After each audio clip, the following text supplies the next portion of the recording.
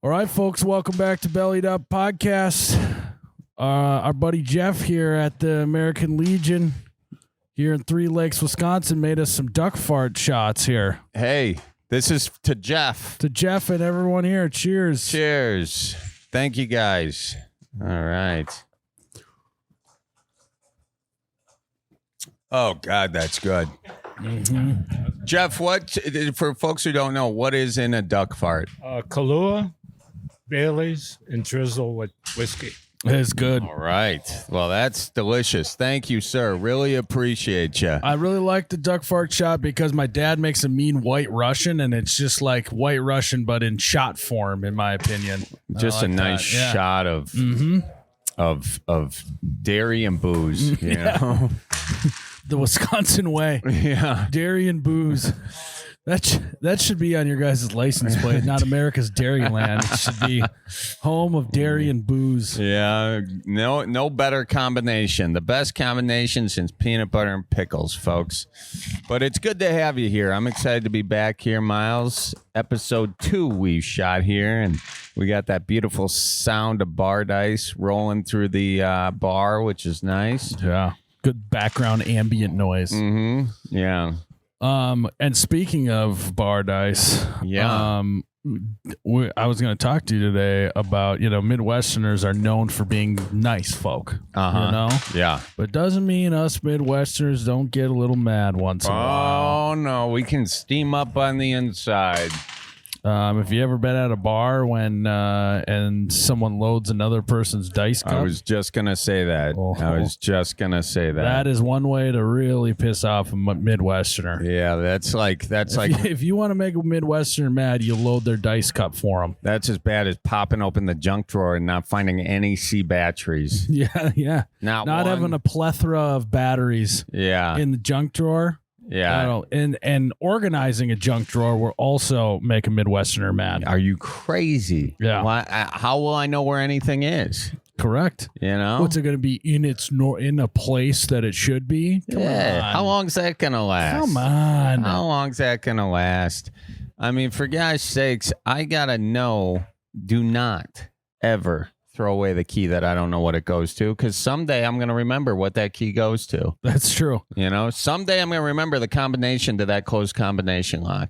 I even have a key that I know what it's for. And I don't have access to that building anymore, and I still keep it. Because someday you might want to break in, That's true. And then they threw your key away. What if we come full circle and I got access to the building again? Then I don't need to make another key. Yeah. And you never know. No. There's a few things that kind of get you going. What else gets a Midwesterner mad? Well, one thing that can really get a Midwesterner mad is if you're driving down a dark country road at night and someone's got their brights shaken up and they're not taking them off, 300 feet in front of you. Like I'm looking out for deer and you're looking out for deer, but if we're both blind, we're both going to be, and if we do that, I'm taking the back straps, That's true. And it's like, and then it turns into a pinball situation for the deer. Hits you, hits them, and now you're both stuck with it. Yeah, you're just stuck with it. Sorry, I was putting some gum in there, Miles. Your breath does I want stink. my breath to smell better for you. But I was laughing at what you were saying. Yeah, that old deer pinball. There's another thing about deer. When someone says I hit a deer, and I'm like, well, what happened to the deer? And they're like, I don't know. How do you not know? How do you not? You're just going to let your groceries run off back into the woods? I mean, for God's sakes. Another thing that really steams my goat, Miles, when people take off, what are we laughing about? I've never heard that term before. Oh, you never had a steamed goat? Well, no, I just never heard it used that way. Well, something that really steams my goat, Miles, is when people destroy beautiful Midwest basements by taking off the wood paneling and putting up drywall. Okay, yeah. Yeah. Putting drywall in your basement will really piss off a Midwesterner. Yeah. What do you think this, we've lost so many great wood panel walls over the years. We lost so many good mold riddled walls over the years. So many, You know? We But lost that musty smell in basements. yeah, Now it all just smells like nothing. no, it smells like a sucks. Home Depot, Yeah. which Whatever. come on now. Come on. Anything can smell like that. Mm-hmm. But you had the scent of someone else's grandpa down there, and you took it out. The other thing that really grinds my gears to a halt, Miles, is when people take the carpeting off the upper end of the wall. When they have that carpeted wall Yeah. and they think they're going to modernize it. I mean, I'm just going on home renovation stuff here, but it really got me off the ticker with that one wooden wall situation. Mm-hmm. Here's another thing that really jerks my chain into the wrong direction, Miles, is when you go into a bar and they don't have enough things screwed to the wall. Yeah. I mean, you got it. That's like you go to the store. Are you just looking around and pointing stuff out again, Chuck? That makes you mad? No, it really jerks my chain in the wrong direction, is what I said. It's like taking a nice bicycle to the grocery store and not locking it up. You got to have respect for your things, because if you got nice things, people are going to want to take it. I think something that pisses off Midwesterners when they travel outside of the Midwest and they don't have their beer. They don't have their beer. Like when I travel outside the Midwest and I go into a bar and ask for a Busch Light and they ask me what that even is, that grinds me up a wall. That just grinds you right up a wall. Torques my melon. Yeah, I hate it when you get your melon torqued like that, Yeah. Don't torque That my happen to you? melon. Does that ever happen to you? Oh, has that happened to me? Try asking for a Liney's Light down there in Texas. They don't even know what I'm talking about. They think I'm asking for cigarettes. I'm bellied up to the swim up bar in Cabo and they they don't got any Busch Light. What in All the they heck got is is going Dos on? Equis. Yeah, Dos Equis. What is Spanish for Miller Genuine Draft, my guy? Ay, ay, ay. Yay, ay, ay. Ay, ay, ay. Ho. Miles, I think another something that spanks my monkey and yeah. oh, that's the wrong terminology. But you never want, if you owned a monkey, you won't want anyone spanking that monkey. That's animal abuse. And something that really spanks my monkey, Miles, is when they dust in the antique store. What are you doing? Now I know these things are overpriced. Chuck, this segment isn't stuff that makes you mad. It's the stuff that makes all Midwesterners mad. Well, find me one Midwesterner that likes a well-dusted antique store. That just tells me you're curating it and overpricing it. If I walk into a well-dusted antique store or flea market, I know that you're charging twice as much as you should for that tire iron. I don't care if it's from 1946. It's only worth $3.50. Don't go charging me $20 because some hipster wants to hang it on the wall. It's still got some good use out of it. Right, Miles? That's right. What else chaps your cheeks? Well, Miles, thank you for asking. I was curious if you were ever going to really want to know what chapped my cheeks, but I'll tell you this much. When you buy one of those new cars, and they don't put a spare tire in it, that chaps my cheeks cracked right there. A deep crack that I need Vaseline or Udder Butter to help, Yeah. You ever put Udder Butter on your chapped cheeks, I have Miles? not, no. That's something else that really cranks my yoke, I don't know how many more of these I got in me, but yeah, Miles, what's something else that just sprinkles your sprocket? Something else that sprinkles my sprocket. You ever have a sprinkled sprocket rocket there, Miles?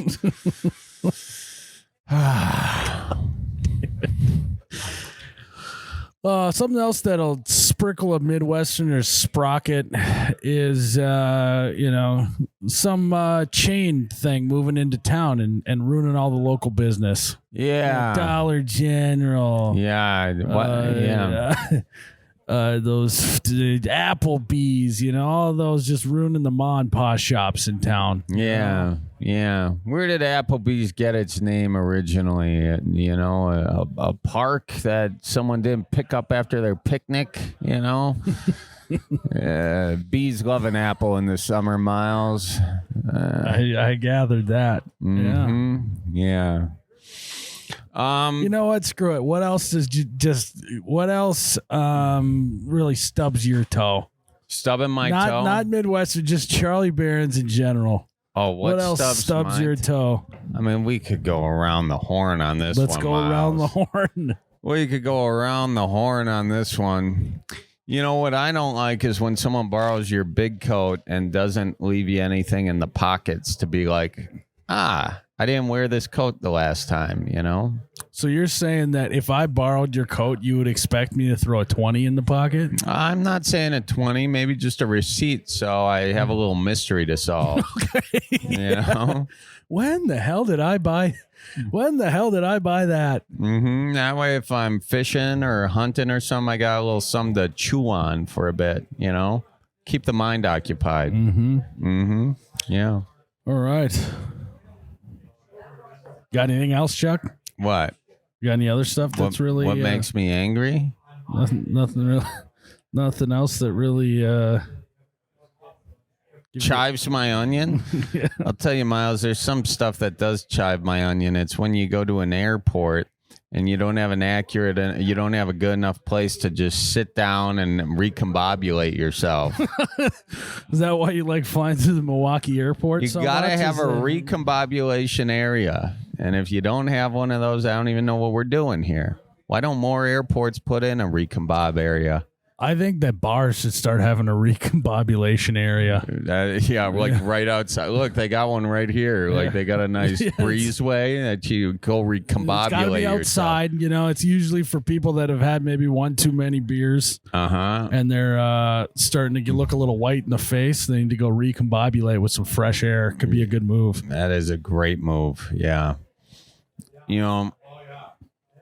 Something else that just jerks my Jones, Miles, is when I'm out there fishing, and there's another boat and they kind of see that you're bringing some stuff in, so they just sort of creep a little bit more toward you. They creep within that. The fisherman creep, I think. The fisherman creep, and they're glassing too. They got some high-powered spectacles in there, some binocs. They're seeing what I'm bringing in the boat, and they're just creeping over, And I want you to be honest, Chuck. Yes. Has there ever been a time where you're bringing in enough keepers that someone's actually going closer to you? Yeah. It happened this past weekend. Now, there were other people on the boat. It was your dad bringing it in. Yeah, it was my dad. He got that 26-inch walleye. We'll be talking about that for a while. I've heard you tell about 18 different people since it happened, and that's not enough people. I'm not. Hey, let me finish my statement. Yeah. If you know anyone that's caught a 26-inch walleye, you can tell as many people as you want. Sure. Yeah.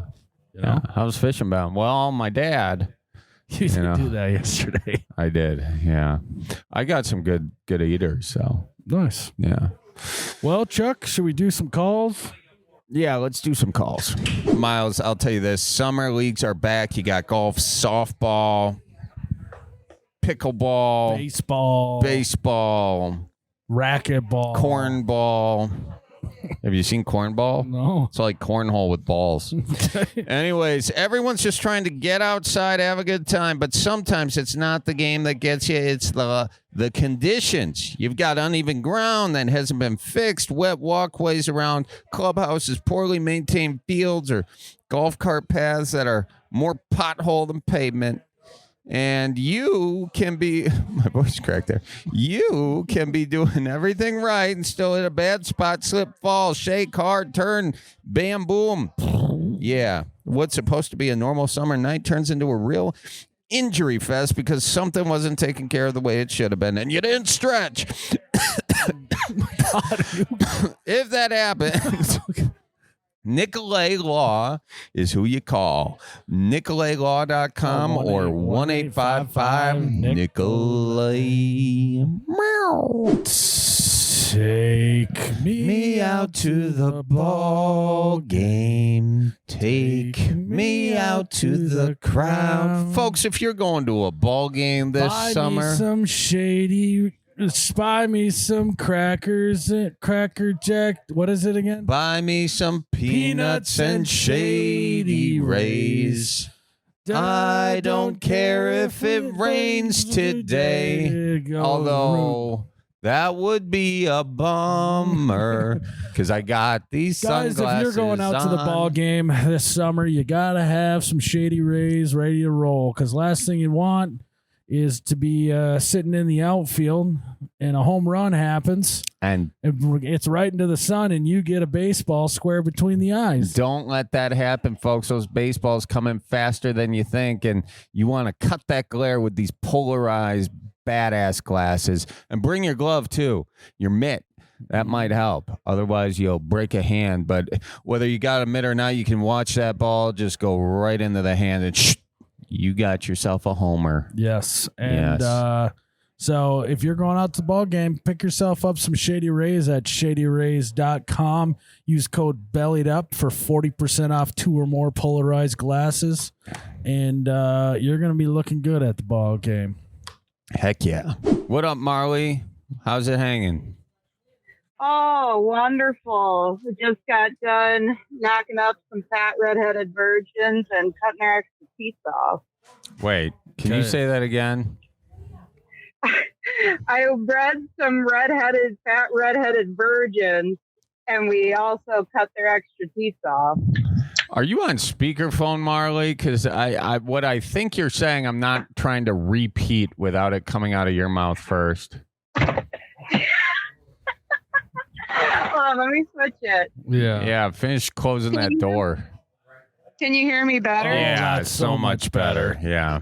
Ooh. All right, what are you doing? I just got done knocking up some fat redheaded virgins and removing their extra teeth.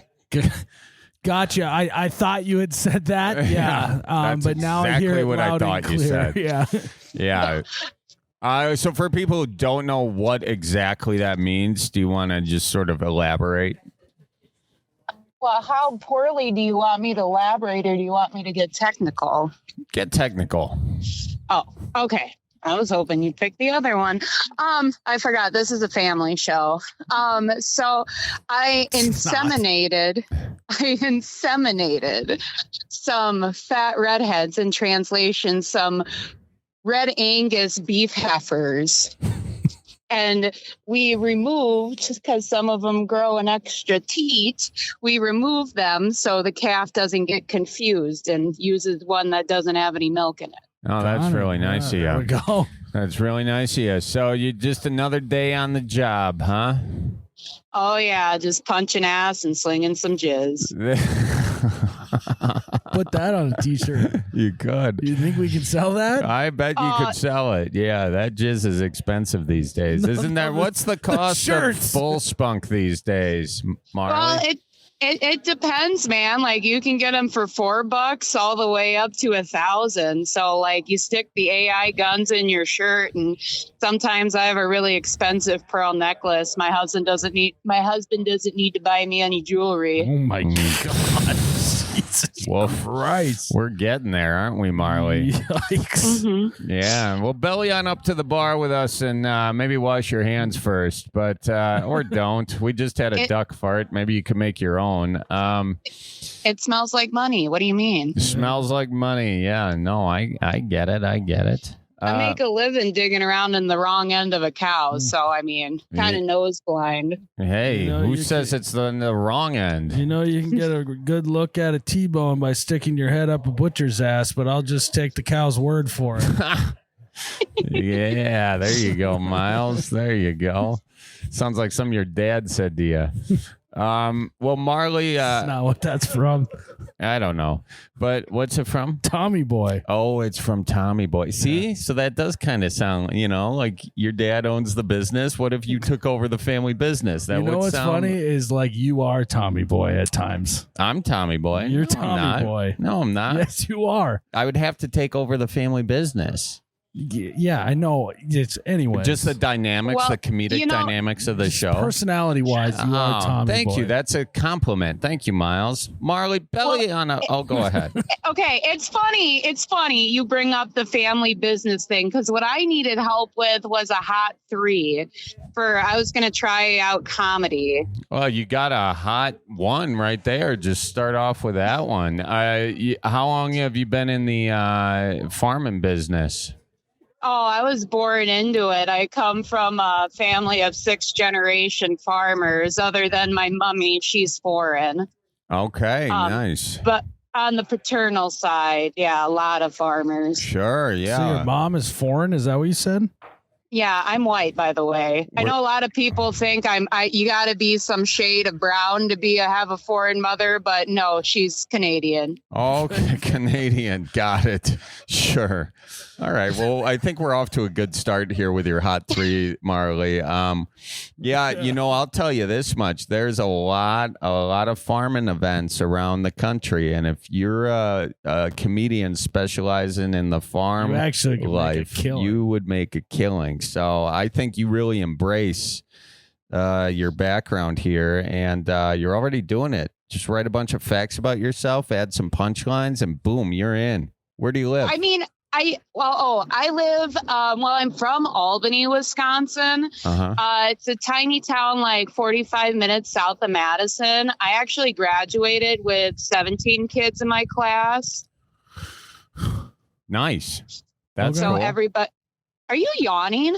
I know he did do a dad side right there, didn't he? No. I just forgot to breathe for a while. Yeah, he does We that. discussed that on a previous podcast. Yeah, he does that from Once time to you time. have a child, you just forget to breathe once in a while, and it comes out in the sound of a sigh. He was getting oxygen, Marley. I leaned up, and then my diaphragm compressed and pushed the air out of my mouth. We It had was a not duck yawn. fart, so that was it was a Dude, post.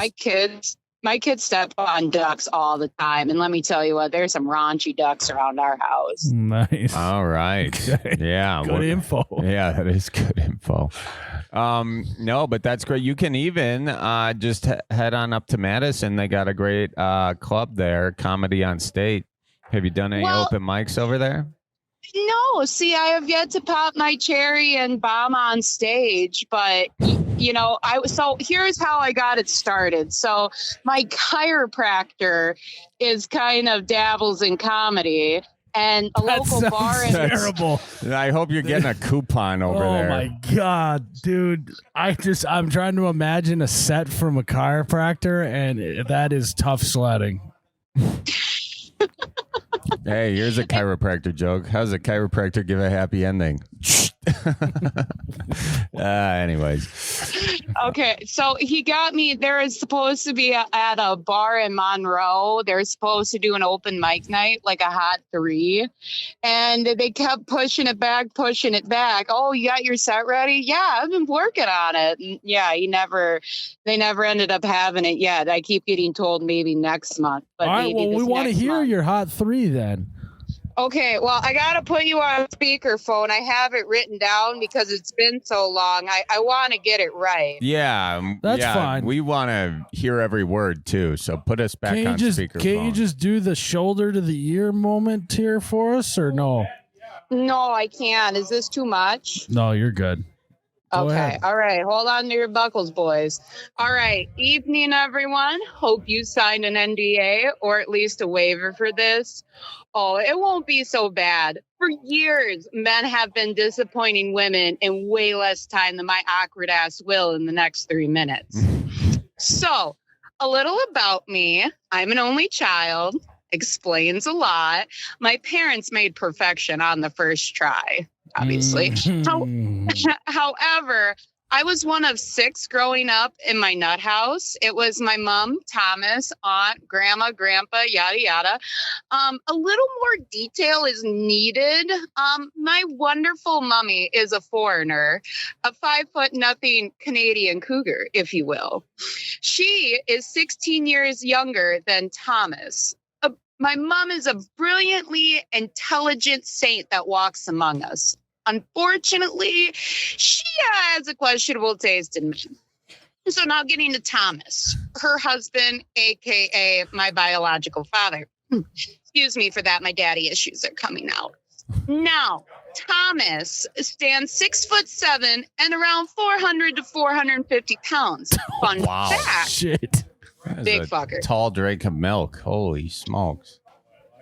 I go milkshake. Fun fact, he was the second biggest high school football player in the nation. He was pretty tore up about being first place loser. However, he currently holds the #1 title for, pause for dramatic effect, the world's biggest sugar baby. I seriously have no idea how the hell he took the crown. He is not even cute. I do have an educated guess, though. Like, he does that thing she likes. Like, imagine a Chihuahua fucking a Saint Bernard. Oh, yeah. I'll let your imagination wander on Mr. Pegatron. Now, I was hoping to follow in the footsteps of the family business of sugar babying. I didn't quite have the knack for it like the old man, but in the same vein, I do butt stuff for a living. Now, to poorly explain my career, I punch ass and sling jizz. Local lesbian legend. I used to drive a Subaru, by the way. Bovine prostitute. In professional terms, I'm an artificial insemination technician. I can't say AI tech anymore because people get weird. Back in the day, folks used to think that this was a man's job. However, how many men do you know could handle being in this much pussy? No. To all the playboys out there, how many women have you been with?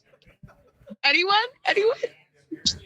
Well, brother, I really don't give a fuck how many women you've disappointed. That's not the badge of honor you think it is. Now, me personally, I'm closing in on 70,000 bitches DP'd in cream pie.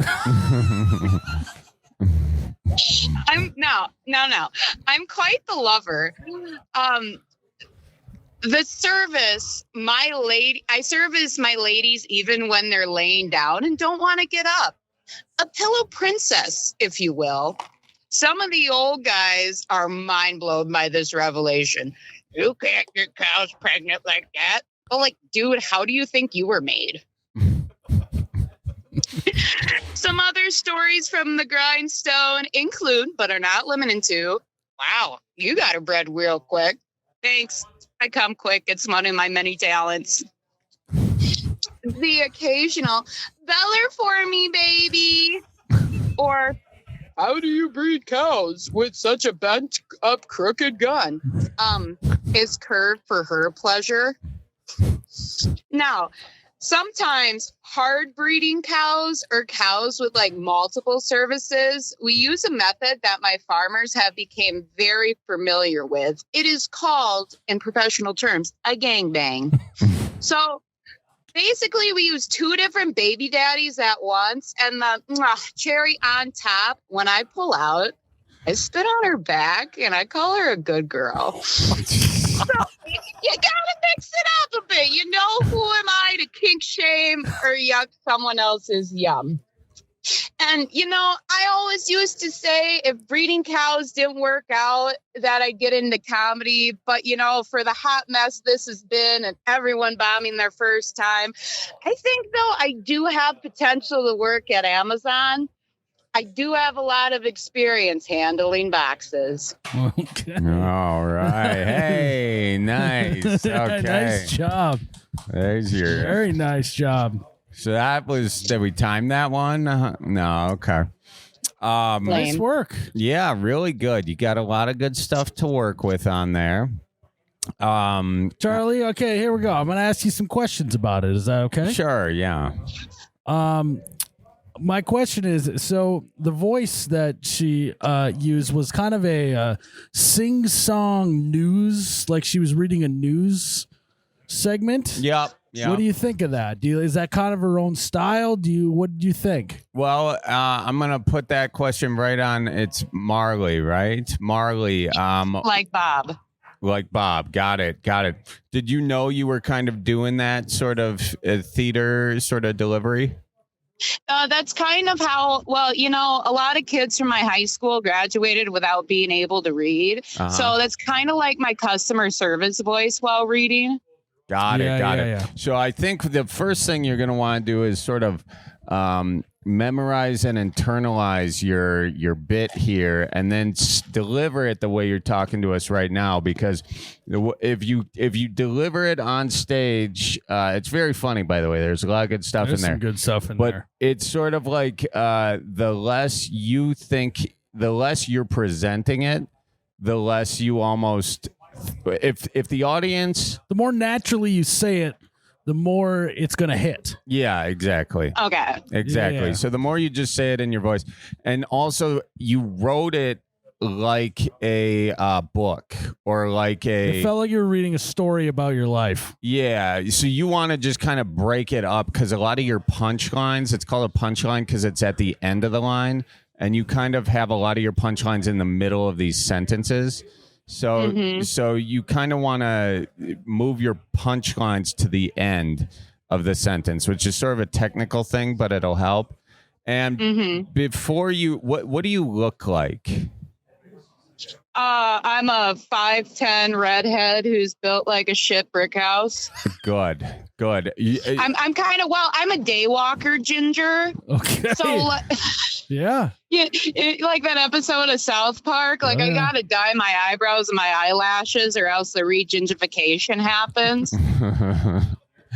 That cadence that you just did there was great. Yeah. You want to listen back to this. Listen back to this podcast when it comes out because you'll hear the difference. But an easy thing to do, saying a little bit about me, is kind of that's sort of a trope that a lot of people do when they first start off in stand up. So a better way of doing that is saying, and this is also a trope, but it's kind of a good one when you're first starting off, is say, I know what you're thinking. I look like blank, and then write a joke sort of about yourself, because the easiest jokes in comedy are like recognition, and the easiest thing to do is I look like little Debbie grew up to be Big Deborah, like something like that. yeah, riff that, do like Or what I riffed like with my daddy issues, like, I look like everyone's typical redheaded stepchild, except I was the actual child. Or is that too forward? No, I mean, I think that's well. Tell me more about that situation. Like, what is? Because I was a little confused. Like people are. The sugar baby. I was confused about. You got to build up to that situation. See, I thought it was well described in like, do you know what a sugar baby is? Because my chiropractor knocked me on that one too. And I'm like, I thought that was kind of, I'm a little bit younger than you guys. Well, sugar baby, yeah, it's like he's getting money from his, like she pays the bills, right? That's yeah. Yeah. Yeah, he's a stay-at-home husband. Like most people would think of like Hugh Hefner and like the bunnies. They just gotta, occasionally put out and look cute. They're kind of a showpiece. Whereas he ain't cute. Like that big fucker got nothing cute about it. I don't know how he does it. Like I hate the fucker, but I kind of envy him at the same time. Like he's cracked the code. Are we talking Hugh Hefner or your dad? I don't call him my dad. Okay. My mother's husband. Got it. Okay. Maybe lean into that. Yeah. Before you even get into your dad, though, like let's exhaust you. Like I want to know, like you're standing up there. You say, you're redhead. You're 5'10". So get some jokes on that, and then give me all the jokes on you. Exhaust those. And then go into your family, because you got to, when you're going to do these open mics, you're probably going to have a 3-minute set, a 5-minute set, or an 8-minute set. So you'll want to, in the 3-minute set, just get all the jokes about you out. And then, what are the jokes you remember that you said? Obviously, the hands in the ass and a slinging jizz. That's a good line. Yeah. Well, Did you like my Amazon line at the end? Yeah, the boxes, that's cute. That's cute. But I mean, it's kind of picking up something that's talking about something that isn't there. You know, like it's an imagined scenario, so it's kind of a tougher one to do. So really just keep it on you, your life, and the things that are most like authentic. And the beauty to you. is you can listen back to this and you can hear which one got the biggest laugh. Yeah, You got a yeah. step above already. Yeah, because it's hard because I can't see you guys. And like normally I would read people and like their faces and whatnot. Yeah. I mean, number one rule of comedy is you end on your biggest joke, biggest laugh, correct? Mm-hmm. Your closer, yeah.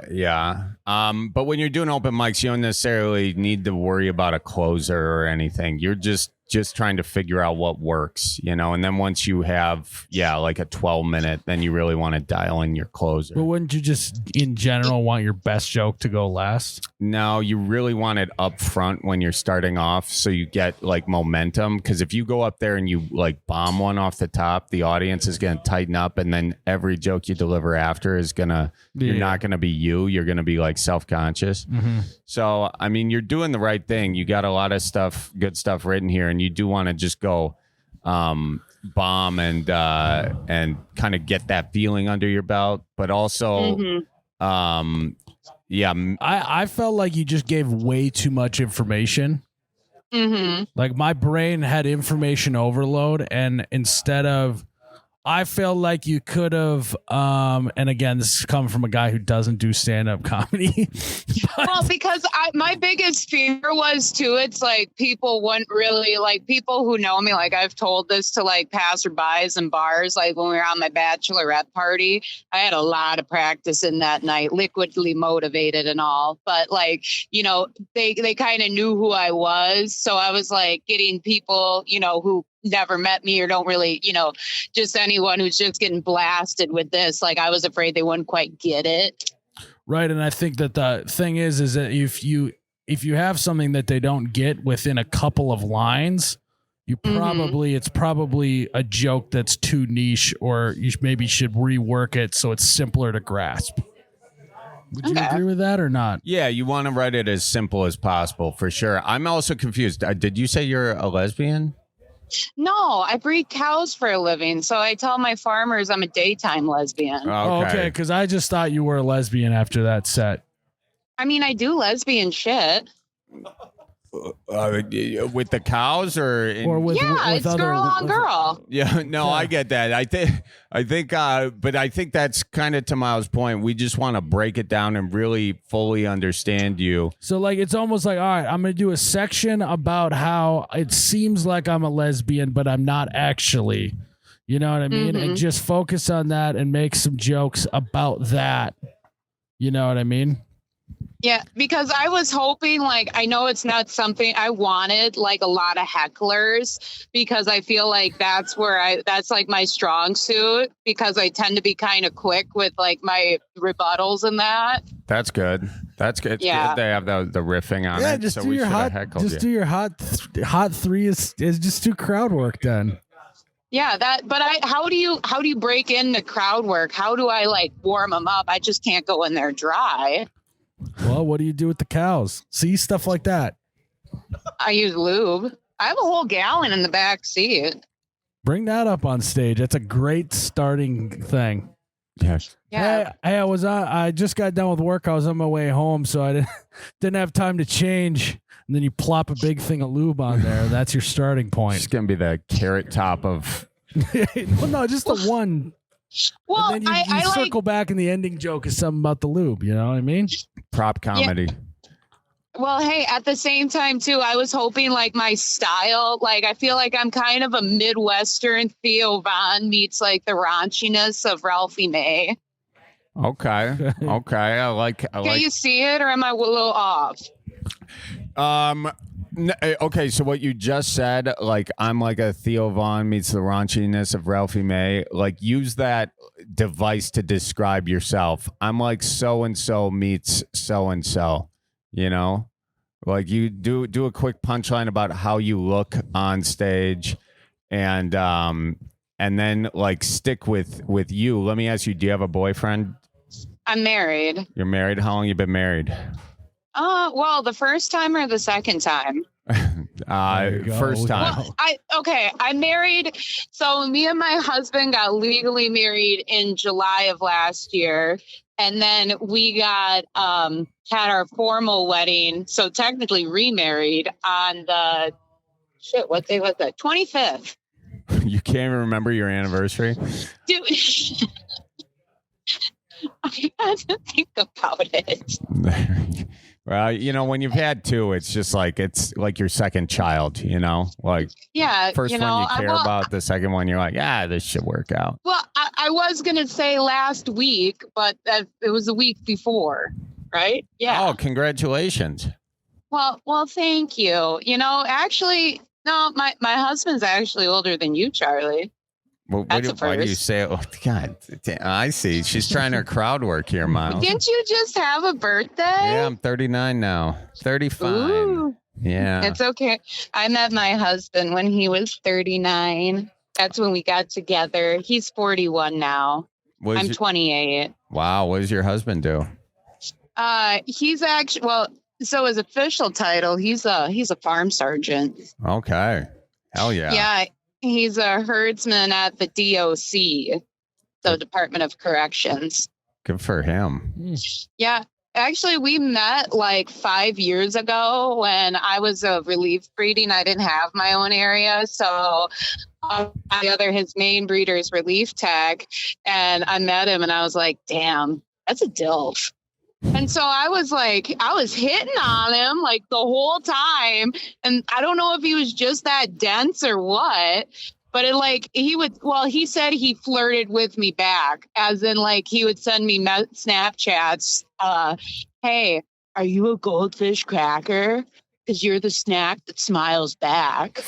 Wow. I hate that. He's not going to be able to. Or two, it's sliding. Okay. He's not going to be able to do a HOTS 3. I know that. He's a strong silent type. Or another one, he's like, I flirted with you back then, like throughout the years. And I was like, oh, you mean like the screenshot of a Facebook post where there was a dildo found in a hayfield? And you were like, is this yours? What was it? That one's funny. No, it wasn't mine. Just curious. Take good care of the toys. You got to put them in the shed, keep them clean, just like equipment. I mean, there was this thing where, you want to hear another good traumatic story? Yeah. So, with your alone time toys, I don't know if, it's not really a thing for guys, but, for all the Chuck's ladies got out there. a plethora of them. I made the mistake of going in his room at the cabin. Okay, Miles. Mm-hmm. He's not the only one here that does butt stuff. So anyways, I moved home from college, during the summer, brought all my toys with, and they started going missing. And I'm like, what the hell? Well, then I was like, I must have lost them or forgot them at my apartment up in college. And it was like, oh, no, I didn't. I found them a couple of years later. My fucking parents stole them. What? They ended up in their nightstand. Whoa. Yikes. You got to be kidding me. No, I wish I was. This is my life, dude. Did you bring it up to them? How would you? Did you guys take anything from my room? Specifically the thing that was vibrating? I don't know, that one thing too. I remember my mom telling me the one day she had a stomach ache and I was like, no shit, that thing. I think I pulled an ab muscle using it. That should have came with a warning label. Now it all makes sense. So you're going to want to... Our moms listen to this, okay? Mine actually do you want me to make recommendations? No, God, please. No. No. Your mom tells you she has a stomach ache. You'll know. There'll be signs, Miles. There'll be signs. I think this could be included in your set, I mean, there's other good pranks. Like one time the old man ticked me off. So I put Icy Hot in his boxers. Did you know? And I just didn't. Now, hold on. No, this is great. I just didn't do one pair. I did multiple pairs. So he comes up the one day from the basement and, he's just like grabbing himself. He's like, like as most dads do, like wandering around in just their boxers. And he's like, oh, man. I was like, quit playing with yourself, you sicko. Meaning I knew what he was feeling. So he went downstairs. He took a shower. Put on a fresh pair that were also icy hots. And he continues just the uncomfortable. And he's like, holy shit, I got a rash. Yeah. And I'm like, dude, I don't want to know about your rash. But so he starts telling me, he's like, your old lady gave me something. And like I said, my mom, ooh, there's a deer. My mom's like a saint of a woman, right? Who steals your dildos? Oh, okay. Everyone, think about what the nuns do, all right? What do the Pray? nuns do? Go to the convent? With their prayers. You ever see one with like a really large rosary and you're like, Oh my God. You're talking to two Catholics here. Oh my God. I mean, I was also, so my mommy, she's a Bible thumper, bless her heart. She goes to church for the rest of us. I do have a Bible verse tattooed on my wrist, so I'm good. I was baptized in the Sugar River in Albany. If you ever want to go, lovely place, lovely town. Just don't go into the bathrooms at the park. There are needles in there. But anyhow, that water is raunchy, like it's dirty. Like I invite you two to come down and go tubing. Oh yeah, you really sold it. Yeah, we'll be right over there. Right there. What, dude? Everyone comes tubing in Albany, okay? I mean, it like people literally like the line goes across the bridge, wraps around by the bridge, and I'm like, really, this place? But people think it's awesome. And also, too, is it tubing or floating? It's whatever you want it to be. I've heard both. Float the river. You got a lot to unpack here, Marley. Yeah, I'm going to tell you that. Have you guys considered family counseling of any sort? Well, I mean, here's the fun part a little more about me. And my husband might kill me for saying this because he's like, this doesn't make me look good. Everything up until this point he's cool with, but now we're entering that territory. Got it. I'm an interesting creature. So they're like, he used to only date crazy women. Like he'd see red flags and think it's a circus. Yeah. And I was like, oh my gosh, how cute. I'm the first of his that was institutionalized. You literally have oh, really? You were okay. It was a mental break. It was just in college. It was a whole thing. Basically, an officer didn't handle the traffic stop correctly. Right. I had a meltdown, and I got put in cuffs. And if you say to an officer like, "Ooh, tighter," you get your face slammed into the hood while you're getting cuffed. Yep, there's some red flags with you. Aside for the one just on your head, you got more red flags than a Chinese consulate. Okay. At least I don't have more chins than a Chinese phone book. Okay, was waiting for that one. There we go. I'm reformed. We're touching them all today, Chuck. I'm a reformed lady. I'm medicated. I'm a mom. I'm a good Christian girl. You're a mom. With my prayers. I'm out here. How many kids do you have? Well, we have a kind of a yours and mine and soon to be ours kind of going on. Congratulations. Well, thank you. I have a daughter. She's 4. She's the carbon copy of myself. Nice. Oh, and I'd also like to shout out my daughter's dad, Bailey. He's like hardcore listens to this podcast. Well, we've been hello, OGs Bailey. Since day one.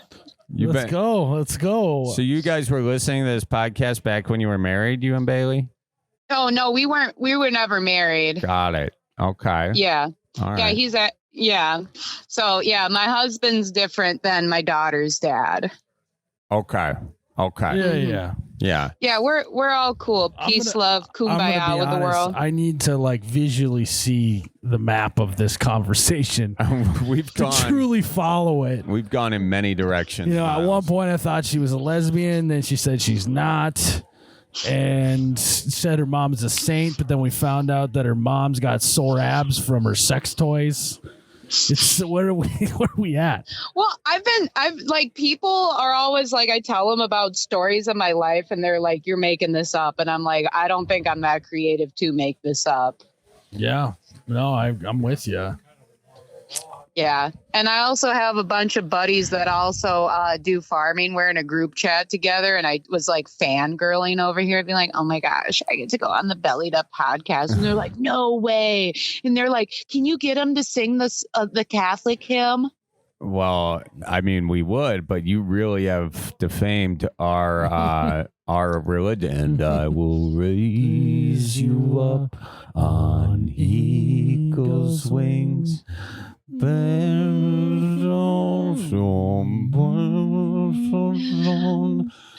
my God. You to shine like the sun.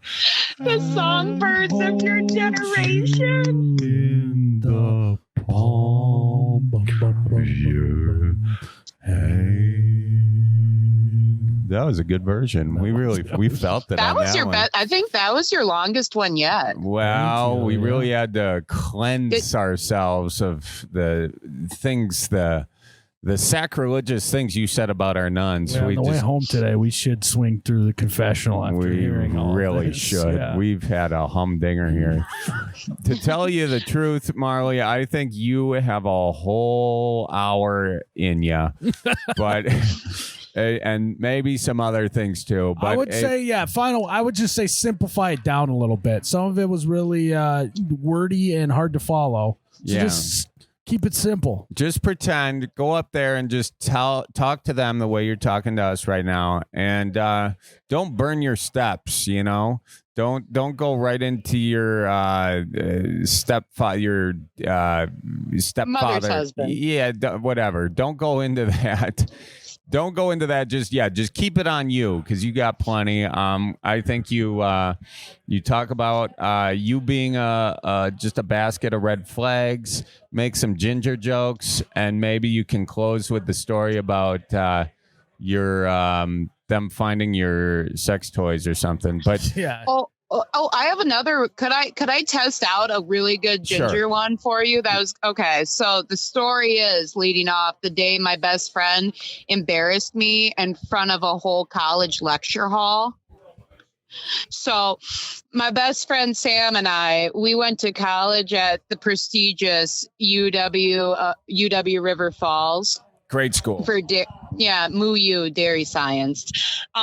So I had confessed some childhood trauma to her in the sense of I don't want to admit how old I was. So my family used to tell me of, do you guys know where freckles come from? Angel kisses. No, it's because you don't wipe your butt good. Oh, okay. That's what and I'm, being a day walker covered in them. Right. And so I was pretty old when I figured out that's not where they came from. How old? I would probably say middle school. Wow. Yikes. Like, who's going to ask, where'd they come from? And I'm like, because they don't like your butt good. Yeah, and the other kids were laughing at me. So you're just in there wiping. You're like, they're not going away. Absolutely. I just keep getting more. And I'm like, son of a bitch, I need a wet wipe or something. So anyhow, so here we are. I confided in Sam. I thought we were cool and all. So we're sitting, in the back, kind of upper level, big old ass lecture hall. Don't remember the subject. So here comes in a brother of the cloth, a fellow ginger. And I mean, I'm a day walker. This guy was a purebred. All right. I'm talking like curly afro hair, big old boy, just plastered angel kisses all over his face. Right.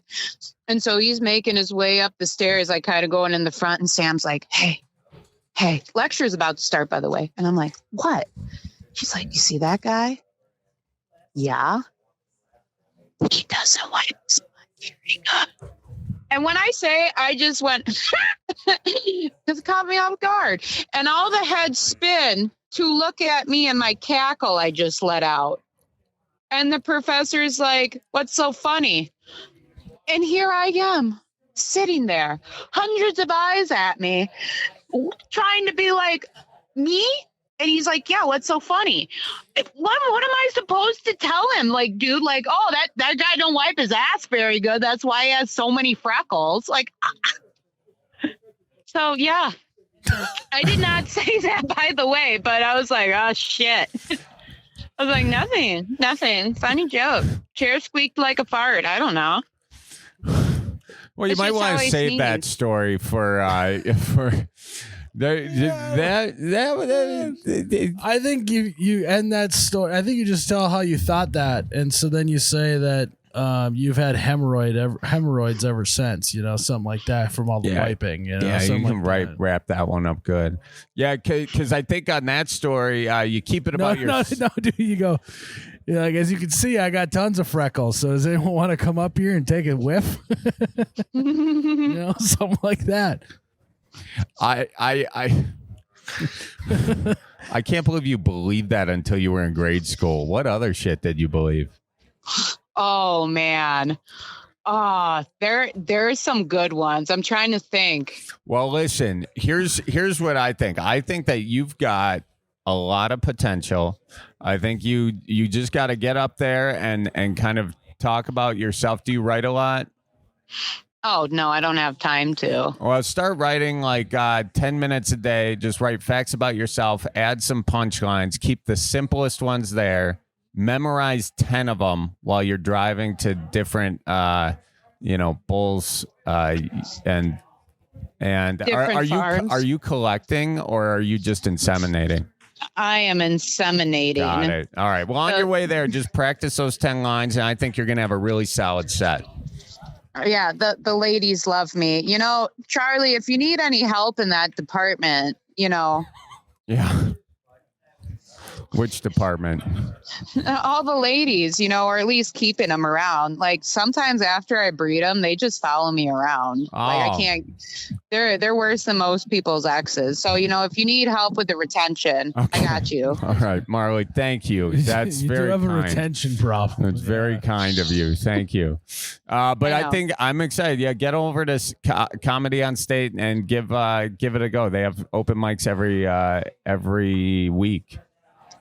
Oh boy, I can give you guys an update, or maybe I'll get they'll kick me out or arrest me. Yes. No. Either way, let us know. Yeah, call us back with it. We can't wait. No, boy. Well, if I get done breeding cows and you see me, if I deliver your Amazon packages, you'll know. There'll be signs. They keep me out. I had to get a job where I'm around cattle, not people. I would be an HR nightmare. Yeah. Yeah. What? No. Hey, right? I'm out here catcalling old guys. Yeah. All right. Well, we appreciate you calling in today, and good luck with your stand-up set. We'd love to know what happens. All right. Big fan. Big fan. Thank you, Marley. We're fans of you. Baby daddy, we says hi. Yeah. No, don't miss me too much. See you, Marley. Oh, man. Wow. I'm really glad that we didn't broadcast this podcast into the bar. Yeah, I know. Yeah, she really went for it. I think she's got potential, Miles. I think she's got potential. A lot of loose strands on that one, It just was, yeah. Tips yeah. a lot of Simplify icebergs. it down. Pick some specific ones and slow it down a bit. Have confidence My in the brain simple couldn't things. catch up to everything she was saying. Yeah, she was. She's got a lot there, though. A lot there. I've got high hopes for her. All right. Should we do another caller? Let's do it. Scott, how you doing? I'm doing good. How are you, Charlie? Doing great, my guy. Miles and I, we hear you got a bike story. Why don't you belly on up to this bar and tell us all about it? So a few years ago, my grandpa goes through these phases. They'll go through a drone phase. He went through a bike phase. He went through a shooting phase. He goes through all sorts of phases. Yeah, so he's got ADHD. Yeah. Yeah. So he was going through his biker phase. He bought a new mountain bike or road bike, something, and he goes to our local bike shop, grabs some biker shorts off the shelf to try them on. He's getting all the gear, grabs some biker shorts, and sees a skid mark in one of the spare biker shorts he grabs. Did First of someone all, stop their bike on those shorts? I don't know. I think it was something on the inside of the shorts. Wow. Are you supposed? I don't know. Are you supposed to wear underwear with biker shorts? I think It's actually a great question for Chuck, because Chuck likes a set of biker bike shorts. mechanic. Well, and I've seen him wear them. I've seen him wear the biker shorts. I did it for a sketch. So and he here's did it- what he I'll did it say for a about sketch, these but biker shorts. He did it for a sketch, but I will tell you, he kept them on entirely too long after we were done shooting the sketch. You know, it's kind of like if it feels good, it feels good, Miles. Here's They the thing. cannot be that comfortable. The thing about the biker shorts is you if you're on a bike for a long period of time, you do want some padding there. But I usually wear them with shorts over because they don't have pockets on them, you know. But I wear underwear underneath them. I don't know if most people truth. do. Do you actually? I do actually. Okay. I don't have the typical biking. So I'm not even sure if bikers do wear underwear underneath or not. I could see it go both ways, but clearly in this situation, this guy did not. And Or you he would. had a big accident. I don't know. Were they in the resale booth? Did he get a good price on them at least? No, well, he didn't buy them. But think about my grandpa. My grandpa's British. He was born in England. He moved here in the 80s. So he walks up to the desk. You can just picture his accent he has. Tells them his shorts have a skid. The shorts have a skid mark. He grabbed them right off the hangers and hands them to the guy.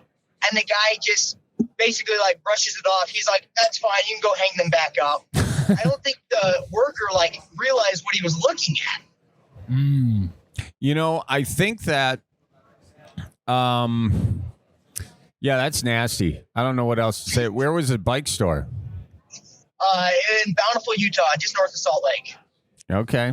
It is a bountiful land out there. Is your grandpa still biking? Also, shout out to your grandpa getting out on the horse. How old is he? It's a bike, Chuck. He's now 69, I think. 69? That's what I'm saying.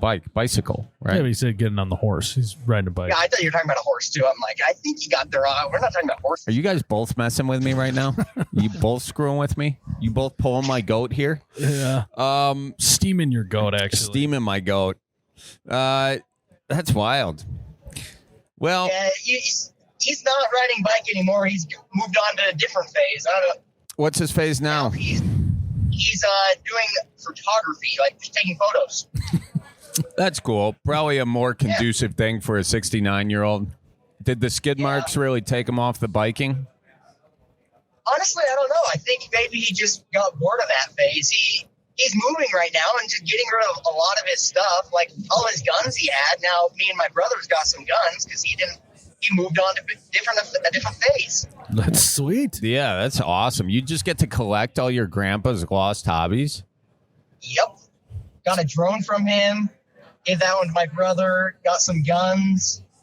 And he was a little bit of like a prepper, thought the world was going to end. So he had about 5,000 rounds of 12 gauge. and a so sawed-off we fired all shotgun? that. He did have a tactical shotgun. Tactical. Is that what we officially call those? No, it's got like a 5-round mag on it. It's like, that's the name of them, a tactical shotgun. It's a short barrel. It's not sawed off. He bought it like that. Yeah. Short barrel. I got one of those. We call it the zombie killer. Yeah. It's got an 11 shell mag on it, That's insane. and it's a pistol grip. That's insane. Pistol grip, short barrel, 12 gauge shotgun with 11 round mag. That's sweet. It is sweet. So hard to shoot. Especially with one hand. The problem about acquiring all his old stuff is he's got he wasn't a hoarder, but he just had stuff, and we're like, we don't want that, but he just like dropping it off at our house, and I'm like, dude, I don't want this. This is it's like, give me an old table from the 90s. Like, what am I supposed to do with this table? I don't need this. Are you saying that stuff from the 90s is vintage now? Yeah, I'm calling you old. Fuck. Well, first of all, I don't know how to identify a table from the 90s. No, it's just like some old card table. It's gotta be old. I know that. How old are you? 20. Oh, I guess that would be like me saying lawn chairs from the 80s. Mm-hmm. Yeah. Well, here's the thing. I'm not. My daily driver is a 1967 F100, so I'm a fan of old things. There you go, dude.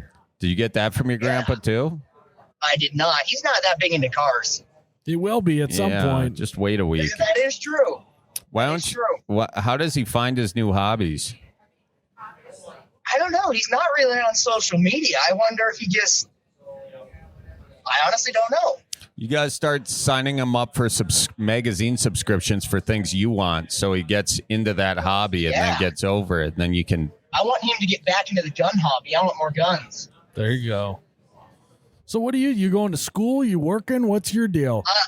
I'm actually working. Oh, you cut out. What'd you say? I work, so I'm actually working right now. Where are you working?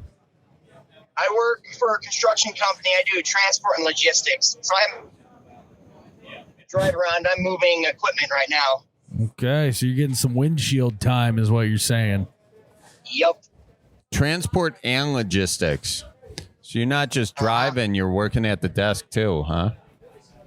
Nah, more like a little bit, but mostly transport. Okay. You just have heavy on the transport. Yeah. Occasional logistics. Yeah. Like I gotta get this shit out the back. Just one logistic. Drive. Transportation and logistic. But that's it. That's definitely his bar line there. You know, like what do you do? I'm in transport and logistics. Ooh, this guy works for the mafia. That's cool. So where are you at and what you hauling then? I am just south of Salt Lake, about 30 minutes south of Salt Lake. I'm hauling a mini excavator right now. Oh, you get it from Temu or no? No, it's a cat one. Got it. Nice. That should you a Temu work. fan, Miles? Huh? You a Temu fan? No, I just recently bought some stuff on Temu, and me and Chuck tested out the tools that we bought, and so it's fresh on my brain. Now, oh boy, you're talking to a Temu guy right here. I'm probably Temu's number one customer. Okay. Were until Miles bought all this useless shit.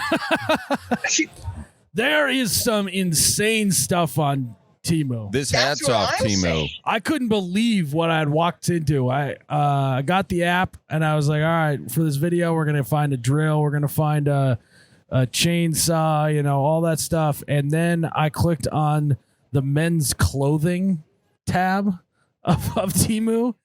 And I tell you what, I was in over my head. He got me a faux a cubic zirconium gold chain.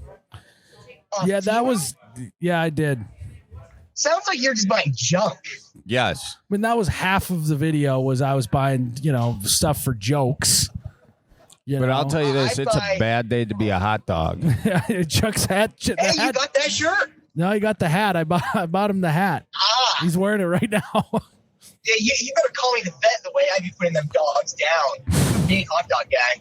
But yeah, in the men's clothing, section, I figured out where Chrissy Gnome's husband got his outfits. That's what I learned. I like to buy off Temu. What?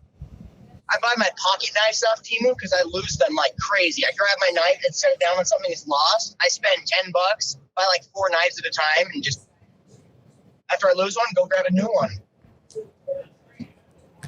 Have you tried keeping track of your knife ever? Charlie, you're one to talk. Charlie goes through TSA with pocket knives. Yeah, he one can't talk. time. I have done that. Twice, actually. Yeah, that's not ideal. You get a talking to on that for sure. I've never been through a TSA line without getting stopped. Really? How many times have you flown? Quite often. Like I flew last week and I got stopped for my boots. They're like, oh, there's something in your boots. I'm like, you're kidding me. You told me I can keep my shoes on. What are we talking about? I take them off. They scan them. There's nothing. Flying back home or flying there, my toothpaste got stopped because I guess you can't take a full tube of toothpaste. Nobody told me that. That's pretty standard. I mean, that's been probably a thing since, I don't know, 2001. Yeah, like 20 years. September 12th, 2001. Yeah. What am I doing? Having gunpowder inside that? I suppose you're not even old enough to even know what we're talking about. You literally weren't born yet if you're 20. That is true. I do know what you're talking about, but no, I was not born yet. What are we talking about? 9/11. There you go. No, but yeah, I mean, that was a big thing back in the days. They said you keep the liquids. You got to limit how many liquids you're bringing through. That is crazy. So you were born in 2006? Yep. Holy Wow. shit. And you're driving right now? Dear God. Yep. Better stay off the road, Charlie. I know. We're getting old, Miles. Watch out for deer and 20-year-olds. What's the craziest thing you ever bought off Temu? Craziest thing. I don't know. My brother asked me that last week. It's even here, but I bought an axe off Temu. That's pretty standard Temu purchasing situation. You're into the sharp things. Do you have steel toe boots? I do. Well, that's why That's you're. what set it off. Yeah. I mean. No. I wasn't even wearing my steel toes on the airplane. I'm wearing my steel toes right now. God. Oh, okay. All right. Well, are you buying your shoes off Temu? No, I don't cheap out on stuff that keeps me between the ground and. There you go. There we go. You're Smart getting man. Miles excited over here with those kinds of statements. Why, a big shoe guy? No, No. I've said that exact thing. I feel like. Oh, really? Yeah. Miles is a mattress and sneakers guy. Oh, mattresses. Now, I got a funny story about that. Sure. Let's hear it. So, my brother got married about 6 months ago. Him and his now wife have gone through 6 mattresses in 6 months. They don't like the ones they buy. Okay. I didn't know if they were just abusing them, or if it was just a comfort thing. My brother's a big guy, 6'3", like 250 pounds, and his wife's like 5 foot, probably like 50 pounds. Like, I don't know. She's small, he's big. So she sinks into him when they sleep, and it pisses her off because she's like, you're hot, I want to keep my space, like, I want to stay cool. Did tell them to get twin XL mattresses, split king. They need a split king. I don't know if their place is big. I'll let them know, but the reason I don't want them to is because they're going to firmer and firmer mattresses, and I don't know, I'm only 20, but I swear I've had back problems already from my mattress. I sleep on my stomach, and I used to have like 4 of those foam pads stacked on and tweak my back because I was bending so much. So I'm going to firmer mattresses. So I've been taking his old mattress, buying them off him. The last time he went and bought a new mattress, he's like, okay, come to the mattress store with me, help me move it and stuff. So we get to the store.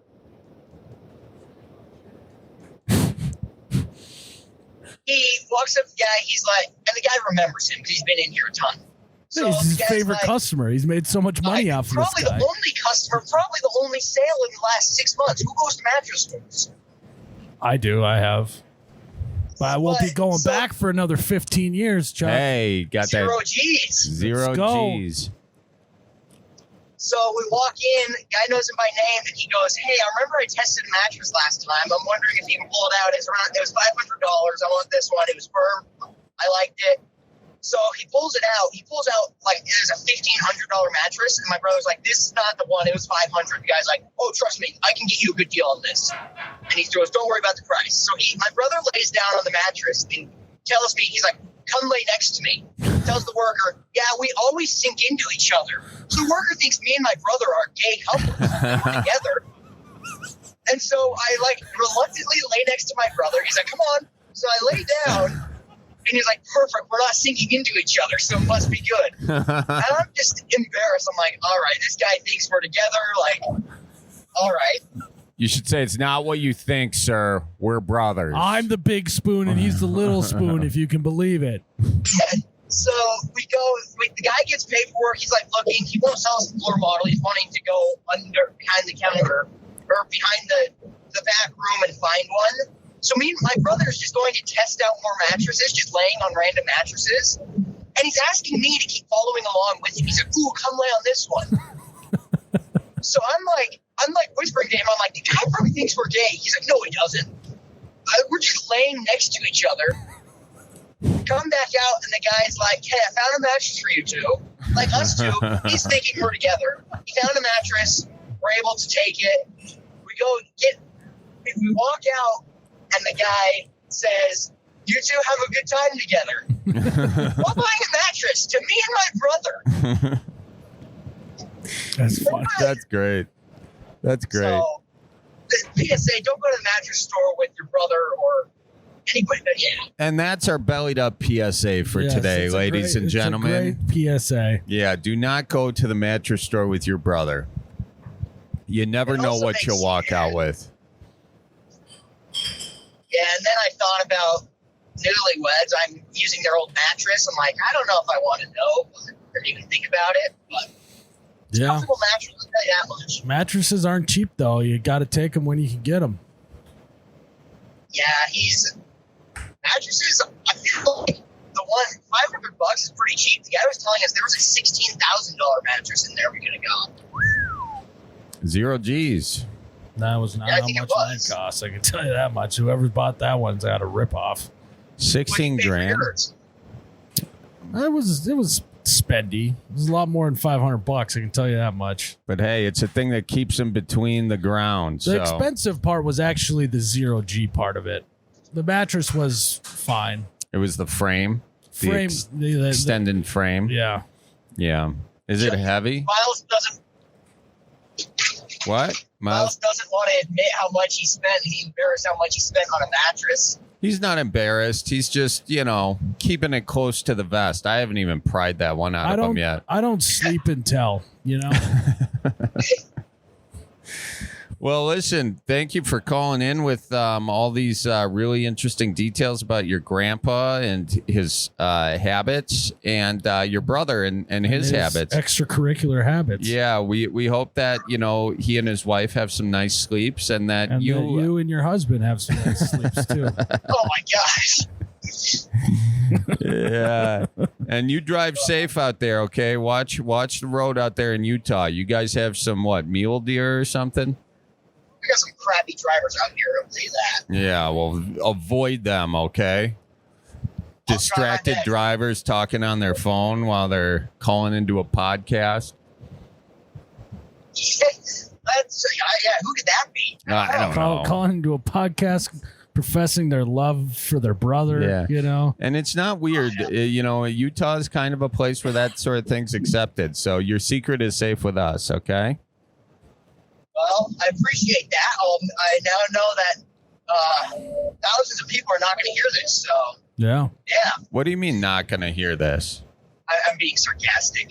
Oh, And also, give us some credit. It's like tens of thousands of people. Tens of okay? thousands. yeah. Yeah. Yeah. Yeah. I mean, Yeah. in total, yeah. Like over If time. you add up since we've started. Yeah. I mean, it's clearly tens of thousands. We started with tens. Then now we're at tens of thousands. Yeah, if total. we just had thousands, Miles wouldn't be able to get that 0 G mattress. So, All right. Well, it was good chit chatting with you. Well, appreciate you guys for taking my call. And Charlie, I actually went to your show in February in Salt Lake. It was great. Oh, thanks, man. I had a lot of fun out there. You and the Mormons. Yep, it was a great show. Thank you, brother. I appreciate you saying that. And folks, if you want to see a show like that, head on over to charliebarons.com. Not a sponsor. Well, thank you. Shameless plug. Glad you made it out to that. I really appreciate you. Yeah, no problem. Well, thank you guys for having me on. Yeah, you bet, brother. We'll see you soon. See ya. Bye-bye. Ay, ay, ay. The him and his brother, he was broke up about that, and I hope they're still together. to Yeah, be I hope honest. him and his brother are still together. Sound like a nice couple. They really do. They really do. I hope they're happy with that firm mattress. That is a great visual, though.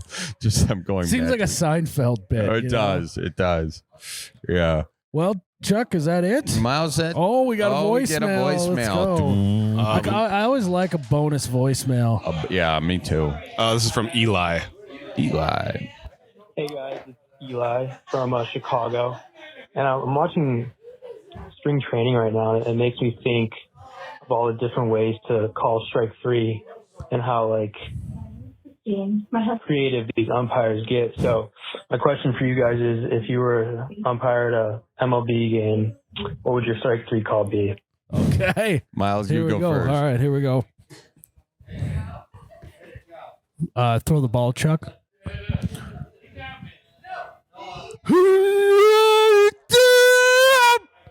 Something like that. That was good. That was good. Something like that. Sorry. You terrified this whole bar. He was pretending to be an umpire That's my on strike three. call. Yeah, we got to give them the context.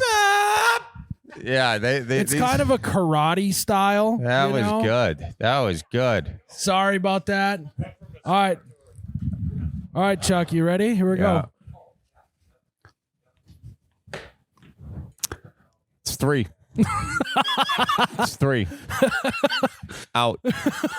I make it. I'd lower the temp.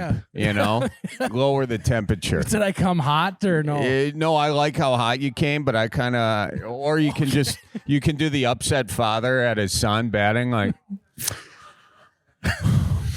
Also, I like that it wasn't like this or like this. It was just like this. Strike three. Just tight fingers. Yeah. Jared, I want to hear yours. Oh man, that was good. Have you done umping before? It was guttural. I liked it. All right, Jake is the notorious baseball guy. Get over here. We're gonna end the episode. Jake, he's turning his hat around and everything. Before he does this, Jake loves the Twins. He loves the Minnesota Twins. He's actually wearing the hat right now. Yep. And he had the Twins on in your cabin last night. Yep, he sure did. You were somewhere else, and they put him on. And he was commentating over every single thing and speculating which pitches were going to get thrown. That's how you watch baseball. Is that why you had to go retire to your bedroom? That's exactly it. Yeah. Without saying anything, I just got up and went and laid in my bed in the room because it was just too much baseball talk. Yeah. You know? Yeah. Sorry about that. anyways, But that's how it's you all watch right. baseball, Yeah. you know? All right. So yours should be the best one. Yeah. Is it a strike three call? Yep. Mm. All right, It's simple. Is it? Hi. That's it. That's all you need. Well, And then strike three would be. Hi. okay. That was actually pretty good. That was pretty good. Yeah, I'll give it credit that's all you for need. that. Yeah. Yeah, that was good. Yeah. Thanks. All right. What'd you think of mine? Yours need a little more emotion into it. More motion. You know, you kind of threw the arms into it. I need it more. Like you need to come completely out of it. You know? I mean, it's tough holding the microphone. Yeah, that's fair. Yeah, Well, what'd you think about mine? Charlie, yours was good. Thank you. Surprised me. Yeah. That was good. Yeah, Actually, surprising. really good. Yeah, that was really good. God, just think about striking out and then straightening out, looking, and then the ump pulls Charlie's out, and it just is salt in the wound. Oh yeah, mine's disappointment. That's 3. Yeah. You're out. That would hurt worse than a big elaborate one. Yeah. Oh boy. Well, Miles, it's been a pleasure with you here, and the pleasure's been all mine. It has. I appreciate the pleasure. This is where you say no, Charlie. The pleasure's been all. You know, that really juices my goat is when I give a compliment and I don't get one back in return. Not that I was expecting it, but you know. Anyways, folks, thanks for listening to another episode of the Bellied Up Podcast. Make sure you tip your bartender. We'll see you the next one. Okay, hope you guys have a good one. Goodbye now. Toodaloo.